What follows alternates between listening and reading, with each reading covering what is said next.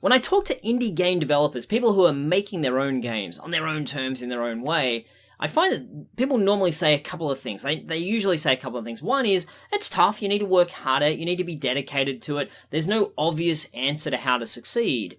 But they also say, but I love it. I love making the games my way, with my idea of how it should turn out, on my timeline. People just, they love that. They love the control of it. So if you're the sort of person who's like, I want to do it my way, then being an indie game developer can be really just, it can really be living the dream and having your dreams come true by doing that. The part that's tough is getting paid for those games, making games that are successful. And what I see is 3 major steps to achieving that goal. The first major step is you need to get really proficient, really good at understanding how to create a core moment in your game. And this speaks to game design, but it also speaks to creating the right mood, the right art feel, the right player experience, the right type of game. But it's not about, I'm going to think about this entirety of like from here to here. I need to make a 10-hour experience. What's the entire thing? The first part of any indie success story is creating that really cool moment. That could just be 10 seconds of gameplay. Or could be something that, something flies across the screen and you're like, oh, that was incredible. Or it could be a particular level that's a really great level. It could be a mechanic. But that moment is critical. And that's the first thing you should be focusing on as an indie game developer. The second thing that you need to get really good at, really proficient at, is marketing. So moments, and then marketing. And marketing, for me, the core part of marketing, the number one thing you need to keep thinking about over and over is remarkability. How do I make something that's remarkable?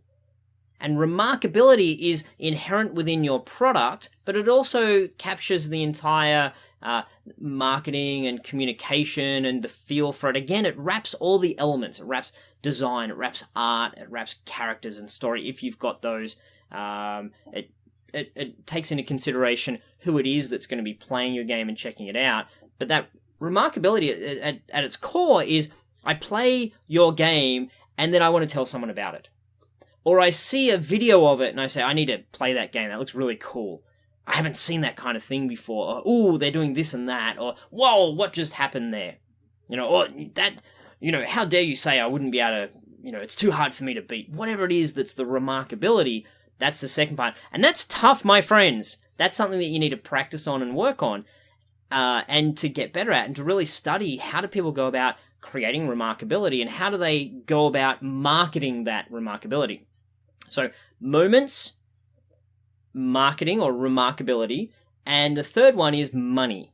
And this is, it's a pretty important part, but money is the third part for you to focus on. And money is, how am I operating as a business? How am I creating indie games as a business? How do I get money to fund what it is that I'm doing? But importantly, what am I charging people for? What are they paying?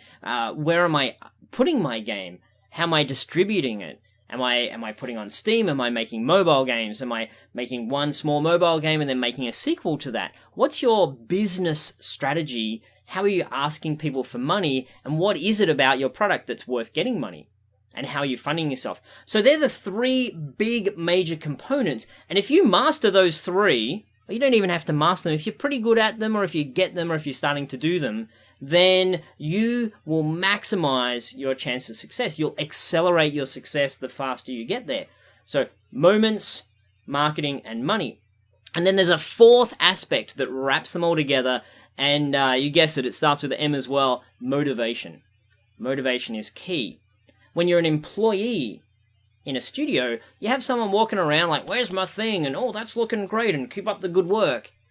But when you're indie, when you're making your own games, perhaps sitting in your Jimmy Jams at home in front of your computer, or maybe with a team in a small office, whatever, or maybe as a side, on the side while you've got your day job, whatever it might be, you need to be the generator. You are the power station for your own motivation. You are creating that motivation. You need to be clear with, what are the tasks I'm working on? How am I going to go about doing it? What am I crap at and I need help to do and shouldn't be doing? If you're terrible at art, don't do the art. Don't take 3 years to learn how to be a good artist if you're not an artist. If you're just woeful at programming, don't do programming.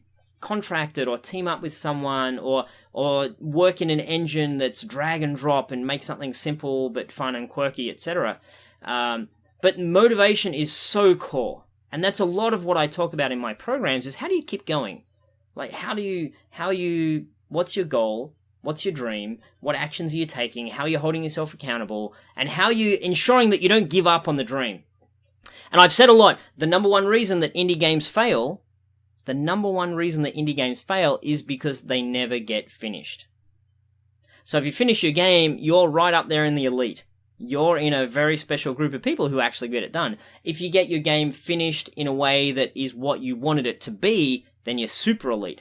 And if you get your game finished that has great moments and good remarkability and a smart way of making money, then you're in with a really good shot of being able to get paid to make games for a living and to live the dream of being an indie game developer.